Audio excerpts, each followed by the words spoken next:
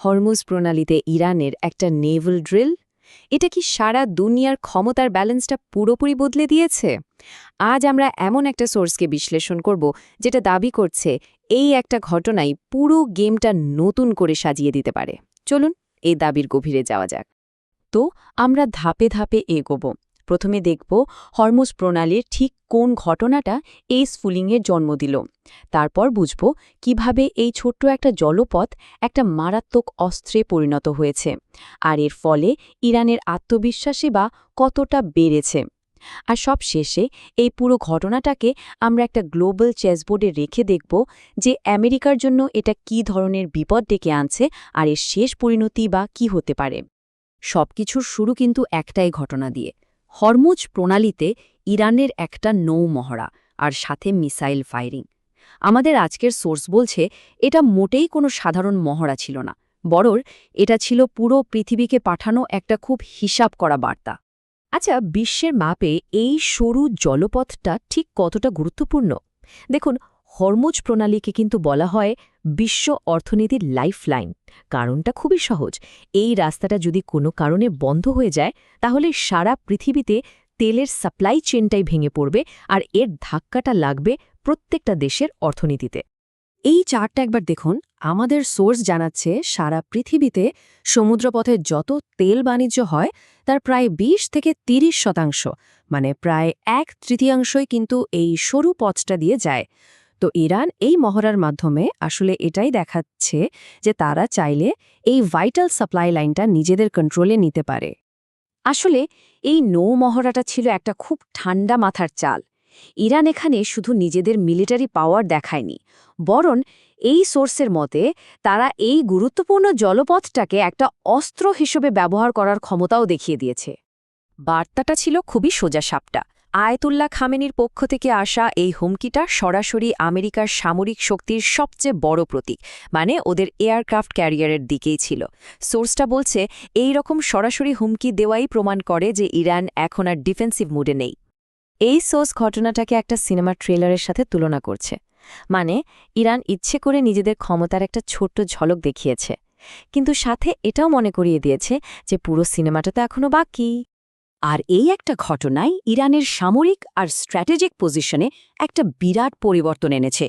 আমাদের সোর্স বলছে আমরা এখন যে ইরানকে দেখছি সে কিন্তু কয়েক বছর আগের সেই দুর্বল বা রক্ষণাত্মক ইরান নয়, এখন সে অনেক বেশি আত্মবিশ্বাসী। এই স্লাইডটা দেখলে ব্যাপারটা আরও পরিষ্কার হবে। দেখুন, আগে যেখানে ইসরায়েলের F-35 স্টিলস ফাইটারগুলো খুব সহজে ইরানের আকাশে ঢুকে পড়তে পারত, এখন চীনের দেওয়া হাইটেক রাডার সিস্টেমের কারণে সেটা প্রায় অসম্ভব।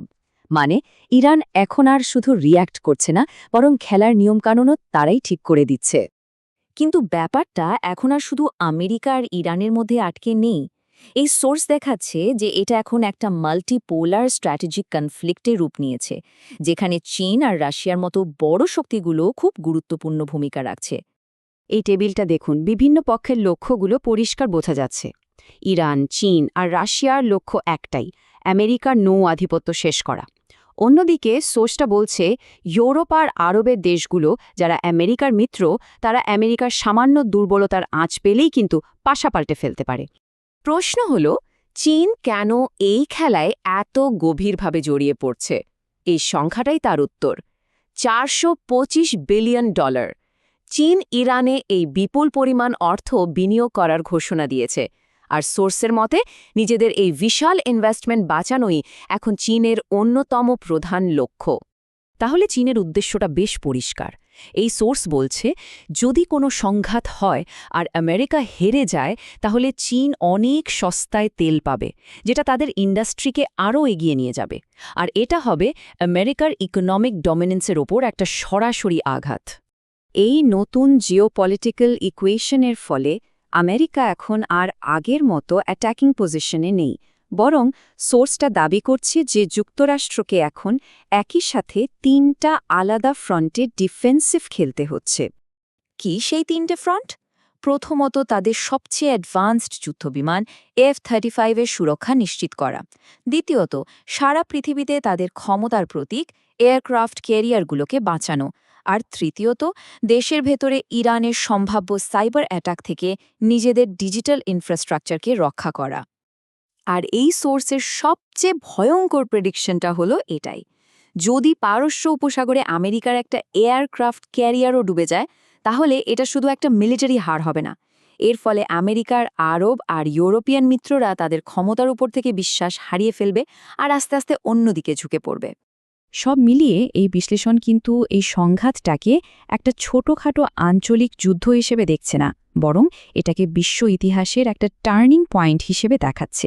প্রশ্নটা হলো, আমরা কি তাহলে একটা নতুন বিশ্ব ব্যবস্থার শুরুর দিকে তাকিয়ে আছি? এই চার্টটা দেখুন, এটাই চূড়ান্ত যুক্তি। এখানে দাবি করা হচ্ছে যে ইরান, চীন আর রাশিয়ার মিলিত শক্তি এখন আমেরিকার জন্য এমন এক চ্যালেঞ্জ তৈরি করেছে যা কোল্ড ওয়ারের পরেও আর কখনো দেখা যায়নি। আর আমরা এই বিশ্লেষণের শেষটা টানব সোর্সের করা এই প্রশ্নটা দিয়েই: যদি আমেরিকা আফগানিস্তানেই জিততে না পারে, তাহলে তারা ইরান, চীন আর রাশিয়ার একজোট হওয়া ফ্রন্টের বিরুদ্ধে কিভাবে জিতবে? এই সোর্স অনুযায়ী হরমুজ প্রণালীর এই ঘটনাটা হয়তো একটা নতুন ওয়ার্ল্ড অর্ডারের শুরু। এর আসল প্রভাব কী হবে সেটা তো সময়ই বলবে।